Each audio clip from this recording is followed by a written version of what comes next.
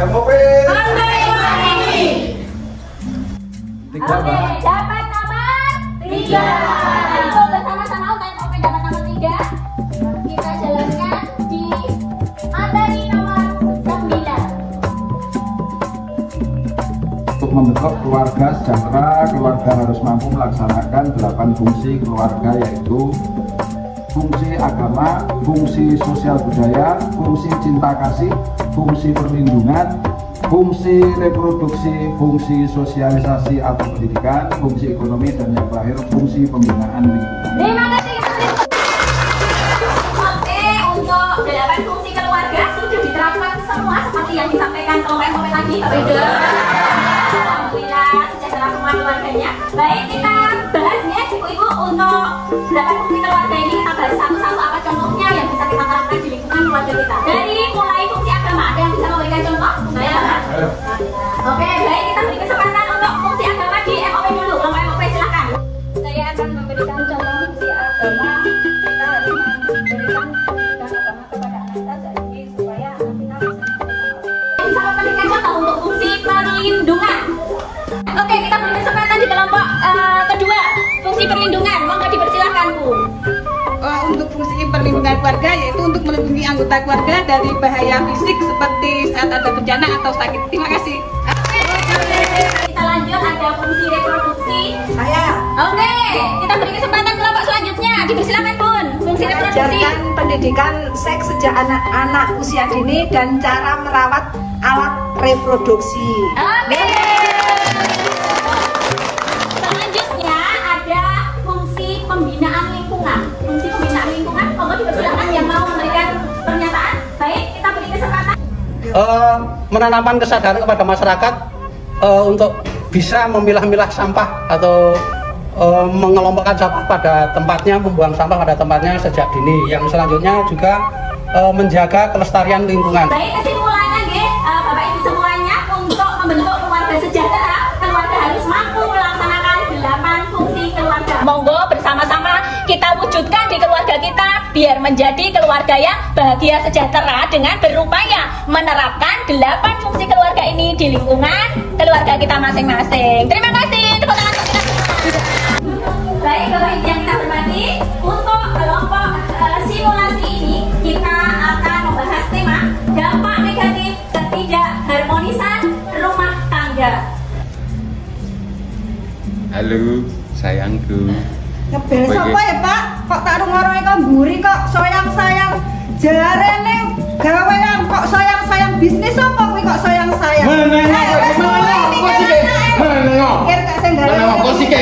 Iki yo tempor penting karo go nyambut gawe. Bapak ibu iki apa rame wae pendakane mulai ribut wae. Marayane ra betane Mas talu wae. Tadi adegan berapa detik saja, nggih, Bapak Ibu semuanya bisa berdampak yang sangat-sangat tidak baik untuk kecerdasan emosional kita.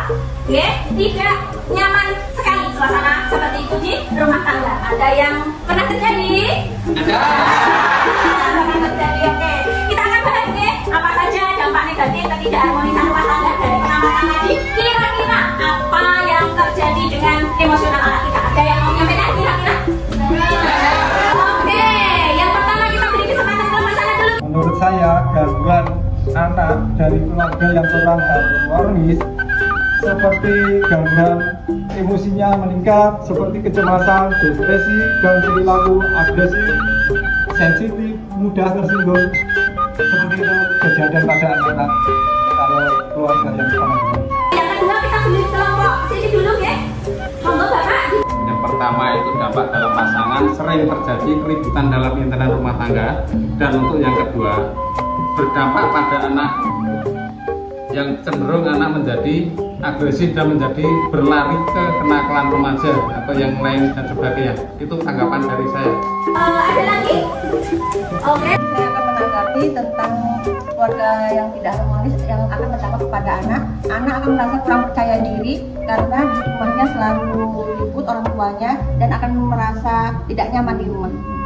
Baik, dari beberapa pernyataan tadi yang Bapak Ibu sampaikan dapat kita simpulkan untuk dampak negatif ketidakharmonisan rumah tangga sangat-sangat tidak nyaman untuk emosional anak nggih. Jadi monggo kita bareng-bareng menjaga dimulai dari keluarga kita untuk selalu menciptakan suasana yang aman, nyaman dan tentram untuk buah hati kita di keluarga. Disepakati semuanya gitu. Oke, kita langsung aja masuk ke permainan yang satu.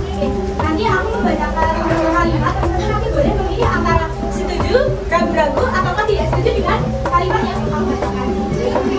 Mungkin aku beberapa yang tapi kita dengan fenomena tersebut tuh teman-teman gimana sih persepsinya?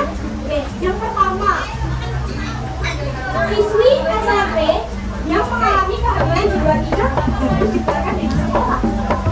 Siswi SMP yang mengalami kehamilan di luar nikah harus dikeluarkan dari sekolah. Teman-teman, pernyataan ini tuh setuju, ragu-ragu, atau tidak setuju? Karena kita benar setuju. Oke, 1, 2, silakan. Wadaw, yang setuju banyak banget. Ini setuju banget atau FOMO ya? Setuju banget. Oke, karena setuju banget kita tanya dulu sama Mbak Hana. Kenapa Mbak Hana memilih setuju sama pernyataan tadi bahwa siswi SMP yang mengalami kehamilan di luar nikah harus dikeluarkan dari sekolah? Kenapa Mbak Hana? Karena kan kalau hamil di luar nikah itu satu penyimpangan ya Mbak. Itu juga bikin duit masalah. Terus nanti bisa mempengaruhi teman-temannya juga. Jadi ini buat. Oke, kita tanya. Teman-teman ragu-ragu atau kita masih setuju? Ragu-ragu atau tidak setuju? Kita juga tanya dulu nih sama berduanya deh, Mas Fahri dulu deh, pengen denger kenapa Mas Fahri nggak setuju sama pernyataan tadi? Karena pendidikan itu adalah hal yang wajib diperoleh sama semua orang. Mungkin bisa dibina dulu, jadi tidak langsung dikeluarkan. Oke, ya setuju nggak teman-teman? Apakah ada banyak orang juga ya atau tetap memilih dengan pilihan setuju? Setuju. Oke, keren. Sorry ya imannya. Kita tanya nih orang berapa yang imannya antara kuat nggak kuat? Kamu Mas Gufran dan Mas Yuda. Kenapa kok ragu? Apa yang bikin ragu-ragu? Ya, bisa dengan penyimpangan ya. Kami di luar nikah. Bener banget. Satu sisi juga anak-anak juga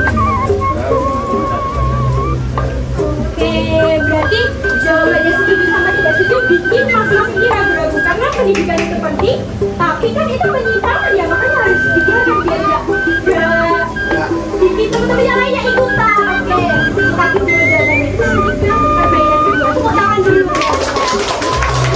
Ayo para konco-co bareng-bareng tindak neng BKRR golek ngelmu dadi wong tua ben bener didik larene dadi wong tua ben ngerti pola asuhe. Ayo sing semangat ngat ojo sambat rame-rame neng kene ketemu kancane rame-rame nang kene seneng atine. Semenjak mengikuti kegiatan BKR, saya lebih memahami pola asuh yang tepat untuk remaja. Jangan lupa, ayo semangat ke BKR.